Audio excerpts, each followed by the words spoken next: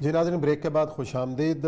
ہماری خوش قسمتی ہے کہ ہمیں ابھی جوائن کیا ہے تحریک لبیک کے منتخب امیر ہیں اور حافظ خادم رضوی صاحب کے بڑے صاحبزادے حافظ سعد رضوی صاحب نے۔ السلام علیکم حافظ صاحب۔ وعلیکم السلام حافظ صاحب، سب سے پہلے تو آپ سے ہم تعزیت کرنا چاہتے ہیں کہ آپ کے والد صاحب جو ایک بھرپور زندگی گزار کر اور جس طریقے سے اس قوم نے ان کو رخصت کیا ہے وہ بھی ایک قابل رشک مناظر تھے جو ہم نے دیکھے، اور اس کے بعد جو بہت بڑی ذمہ داری کا بوجھ جو ہے وہ آپ کے کاندھوں پر آ گیا ہے تحریک لبیک کی، اس حوالے سے بھی ظاہر ہے آپ کی ذمہ داریاں ہیں۔ پہلے تو آپ صاحب ذرا بتائیے گا کہ یہ جیسے ہی ہمیں خبر ملی تھی حافظ صاحب کے انتقال کی، بڑی شاکنگ نیوز تھی پورے پاکستان کے لیے کہ 2 دن پہلے وہ اسلام آباد سے آئے، وہاں پہ لوگوں نے ان کا خطاب بھی سنا، پھر ایک دم خبر آتی ہے، پھر ہماری اس دن آپ سے اولیاء صاحب کی بات بھی ہوئی، آپ نے کنفرم بھی کیا۔ تو آخری لمحات جو تھے ان کے حافظ صاحب کے، ذرا ان کے بارے میں بتائیے گا قوم کو کہ گھر پہ آپ جیسے ان کو منتقل کیا اور جب آخری بات چیت آپ کے ساتھ کیا ہوئی تھی حافظ صاحب؟ جی، آخری وقت میں قبلہ کے پاس ہی تھا اور مجھے کچھ کارکنان کی گرفتاری کی خبر آئی۔ اس کال کو لینے کے لیے میں باہر گیا اور ان معاملات کو دیکھنے کے لیے، اور تھوڑی دیر بعد مجھے گھر سے آواز آئی کہ فوراً آپ ادھر آئیں۔ میں جب آیا تو حضرت کی طبیعت بالکل بگڑ چکی تھی، اور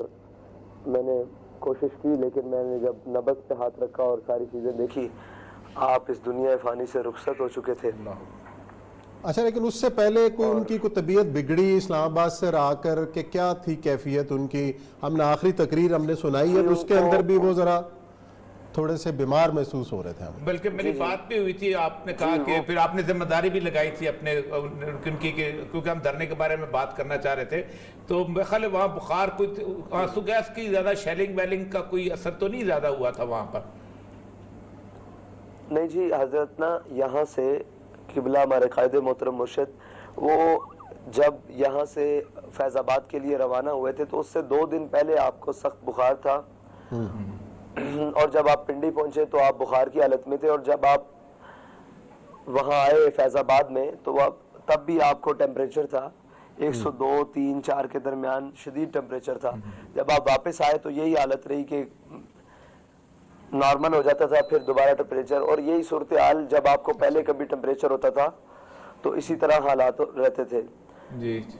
بس آپ کو کوئی کرونا کی علامات کا تو شبہ نہیں ہوا کہ جس طریقے سے آج کل وبا پھیلی ہوئی ہے، کرونا کی علامات کے حوالے سے بخار نہیں اترا تھا یا کھانسی، تو ایسا تو کوئی شبہ نہیں گزرا؟ نہیں جی، نہ آپ کی چھاتی بند تھی، نہ آپ کا گلا خراب تھا، ایسی کوئی بات بھی نہیں ہے، یہ غلط افواہیں پھیلائی گئی ہیں۔ اچھا یہ تو خیر اس لیے میں کلیئر کرنا چاہتا تھا کہ لوگ افواہوں سے نکل جائیں۔ اصل مسئلہ یہ ہے کہ اتنا بڑا جو جن کا جنازہ ہوا ہے اس نے ایک دفعہ یہ ثابت کر دیا ہے کہ اس امت کے لیے سید الانبیاء صلی اللہ علیہ وآلہ وسلم کی اس لیے جان دینے کے لوگ اسے تیار ہیں۔ مطلب آپ سوچ سکتے ہیں کہ یہ ایک روح ہے اس پورے پاکستان کی۔ یہ بتائیے گا کہ تحریک لبیک سے اب لوگوں کی بہت توقعات وابستہ ہو گئی ہیں، اگرچہ کہ یعنی میں ابھی بتا رہا تھا اسی پروگرام میں کہ واحد پارٹی ہے جس کا میڈیا نے بائیکاٹ کیا، لیکن اس کے باوجود بھی کتنی اللہ تعالیٰ نے اس کے اندر برکت عطا فرمائی۔ آپ یہ بتائیے گا کہ آئندہ جو لائے عمل ہے، ظاہر بات ہے پہلا تو معاہدے پہ عمل درآمد کی بات ہوگی کہ کیا آپ اس کو اس معاہدے پہ عمل درآمد کے لیے بالکل اسی جوش و خروش کی طرح آئندہ کریں گے، اور پھر اللہ تعالیٰ آپ کو توفیق دے کہ آپ اس مشن کو آگے لے کے کیسے بڑھیں گے؟ دیکھیں جی، اس معاہدے کے حوالے سے جو بھی بات ہے وہ معاہدہ ایک بائی ریٹن پیپر کے اوپر ہوا ہے، اور اس کے اوپر حکومت کی طرف سے، ریاست کی طرف سے 3 ذمہ داروں نے دستخط کیے ہیں، اور ہمارے مجلس شورا کے 3 ذمہ داران کے دستخط ہیں۔ اگر جو حکومت ہے وہ اس معاہدے سے روگردانی کی کوشش کرے گی ٹھیک، تو اس کے بعد مجلس شورا سے ہم مشاورت کے ساتھ اس کے اوپر راست اقدام اٹھائیں گے، ماشاءاللہ، اور کوشش نہیں کرنی چاہیے حکومت کو کہ وہ، اور ہم امید بھی کرتے ہیں کہ حکومت اپنے اس معاہدے سے روگردانی نہیں کرے گی۔ وہ اس لیے کہ انہوں نے ہم سے وعدہ کیا تھا کہ ہم اس کو لیجسلیشن کے لیے پارلیمنٹ میں لے کر جائیں گے، اور پارلیمنٹ میں ہمیں یقین ہے کہ تمام حضور کے غلام بیٹھے ہوئے ہیں، کلمہ پڑھنے والے بیٹھے ہوئے ہیں، اور جب ہم حکومت کے سامنے بھی بیٹھتے ہیں تو وہ ہم سے زیادہ اپنا عشق رسول ظاہر کرتے ہیں. تو جب یہ معاملہ پارلیمنٹ میں جائے گا تو کوئی بھی اس کی مخالفت نہیں کرے گا اور یہ اتفاق رائے سے پاس ہو جائے گا. اور اگر اس کے اوپر کوئی بات ہوگی تو ہم ان پارلیمنٹیرینز کے پاس خود جائیں گے اور ان کو بتائیں گے کہ آپ کو یہ ایم این اے شپ مبارک، آپ کو یہ تمام سہولیات مبارک، لیکن حضور کی عزت اور ناموس کے لیے آپ امت کی آواز بنے، اور یہ ذمہ داری ہم جہاں تک لے کر جا سکتے تھے وہاں تک تو پہنچا دی، اب یہ ذمہ داری آپ کے کندھوں پر ہے. تو انشاءاللہ ہم پوری امید کرتے ہیں، کیونکہ میرے آقا و مولا صلی اللہ علیہ وسلم نے فرمایا کہ مسلمان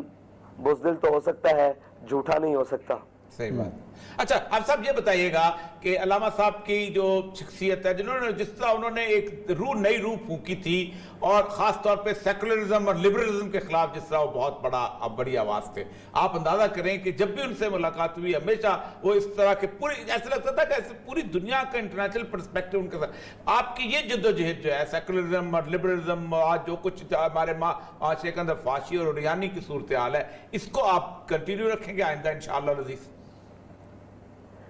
انشاءاللہ، کیونکہ ہمارے قائد نے ہمیں ایک سلوگن دیا، وہ ہے کہ حضور کے دین کو تخت پر لانا ہے، اور یہ ملک حضور کے نام پر بنا ہے. اور اس ملک کو جب بنایا گیا تو ہر چھوٹے بڑے ہر مسلمان نے یہ نعرہ لگایا کہ پاکستان کا مطلب کیا، لا الہ الا اللہ، اور دستور ریاست کیا ہوگا، محمد رسول اللہ. انشاءاللہ حضور کے دین کو تخت پر لانے تک کے لیے ہم اپنی آخری سانس تک ہر طرح سے جدوجہد کریں گے. اچھا حافظ صاحب، ایک چیز ہمیں نظر آئی اس جنازے کے اندر کہ تمام مکاتب فکر کے جید علماء، سیاسی جماعتوں کے جو رہنما تھے وہ بھی شریک ہوئے. اور ظاہر ہے جب آپ اس پولیٹیکل ایجنڈے کی بات کرتے ہیں، دین کو نافذ کرنے کی بات کرتے ہیں، ظاہر ہے ایک سیاسی جماعت کے باقی جماعتوں سے بھی رابطے ہوتے ہیں، ایک مشترکات کے اوپر اتفاق کی بات ہوتی ہے. تو اتنی دینی جماعتیں ہیں تو تحریک لبیک کی کیا پرائرٹی ہوگی کہ باقی دینی جماعتوں کے ساتھ مل کر ان کو بھی اس جدوجہد کے اندر شامل کیا جائے گا، یا آپ سولو فلائٹ کے حامی؟ نہیں جی، سیاست میں تمام دروازے کھلے رکھے جاتے ہیں، لیکن مسئلہ یہ ہے کہ اس کے اندر، ہماری سیاست کے اندر سب سے پہلے حضور کی شریعت کا معاملہ ہے، حضور کی ناموس کا معاملہ ہے، حضور کی ختم نبوت کا معاملہ ہے. جب وہ لوگ ہماری اولین ترجیح پر آ جائیں گے تو ہم ان سے بیٹھ کر بات کر سکتے ہیں، لیکن اگر وہ اپنی ہی ترجیحات کو آگے رکھیں اور ہم سے یہ توقع کریں کہ ہم کسی کے بارے میں نرم گوشہ رکھتے ہیں یا ہم کسی کے ساتھ مل جائیں گے، تو یہ کیسے ممکن ہے؟ ہم فیض آباد میں شیل کھاتے رہیں، فیض آباد میں لاشیں اٹھاتے رہیں، ختم نبوت کے لیے سارے معاملات کرتے رہیں، اور کسی کے لبوں کو جنبش تک نہ آئے، تو ہم کسی کی سیاسی ترجیحات یا کسی کے رنگین نعرے یا کسی کی ذاتی مفادات کے اوپر کیسے جا سکتے ہیں چل کے؟ پہلے تو وہ ہمارے ساتھ اس معاملے پر آئیں جو معاملہ ہمارے ایمان کی اساس کا ہے، پھر ان سے دوسرے معاملات پر بیٹھ کے بات کی جا سکتی ہے. اچھا یہ بہت امپورٹنٹ اہم ترین چیز ہے کہ خود بھی آیا دین آیا. مجھے اطلاع یاد ہے کہ ایسا وہ نعرہ لگایا کرتے تھے کہ کیفیت طاری ہو جاتی تھی. اصل میں دین کے نفاذ کے لیے آپ نے کتنی خوبصورت بات کی، ترجیح اول آپ کی جو ہے اس کے اوپر طے کر دیا جائے. تو ترجیح اول کے حساب سے مجھے لگتا یہ ہے کہ آپ کو تو باقی کتنی بڑی تمام سیاسی پارٹیوں کے مقابلے میں کھڑا ہونا پڑے گا. تو یہ مجھے بتائیے گا کہ آپ کی آئندہ جو ہے اس اتنے بڑے کراؤڈ کی تنظیم سازی جو ہے اور اس کو ایک لڑی میں پرونا، اور اس کے ساتھ ساتھ آئندہ کی صورتحال کہ آپ کیسے اس کے لیے تیاری کرنا، اس کے لیے آپ کیا لایا عمل ہے؟ دیکھیں، ہمارے قائد ایک تمام جماعت کے روح رواں ہر چیز انہوں نے بنائی، لیکن ایک ان کی خصوصیت تھی اس جماعت کے مستقبل کے لیے، اور مستقبل کے لیے بھی، اور ان کی حقیقی دلی آواز بھی تھی کہ انہوں نے پوری جماعت میں کسی کا ذاتی نعرہ نہیں لگنے دیا، بلکہ اپنا بھی ذاتی نعرہ نہیں لگنے دیا. اور جب بھی مجھے امید ہے اس امت مسلمہ کے، ان مسلمانوں کے بیٹوں سے، ان پاکستانی باسیوں سے امید ہے کہ جب بھی میدان میں یا کسی بھی گراؤنڈ میں، کسی گلی کوچے نگر میں لبیک یا رسول اللہ کا نعرہ لگے گا تو یہ قوم اسی طرح جمع ہو جائے گی حضور کی غلامی میں اپنا اظہار وفا کرنے کے لیے. جی بہت اچھی ہے, یہ بہت بڑی بات ہے, یہ باقی صحیح بات ہے. انہوں نے کسی پیر کا نعرہ لگنے دیا, نہ اپنا نعرہ لگنے دیا. تو ابھی بریک پہ رہیے گا. چلیں جی ہم یہاں پہ رہتے ہیں, آپ سب بریک لے رہے ہیں, بریک کے بعد آئیں گے اور آپ کی جو ترجیحات ہیں اور کس طریقے سے لے کر اور جو چیلنجز کو لے کر آپ آگے بڑھیں گے اس پہ کریں گے گفتگو.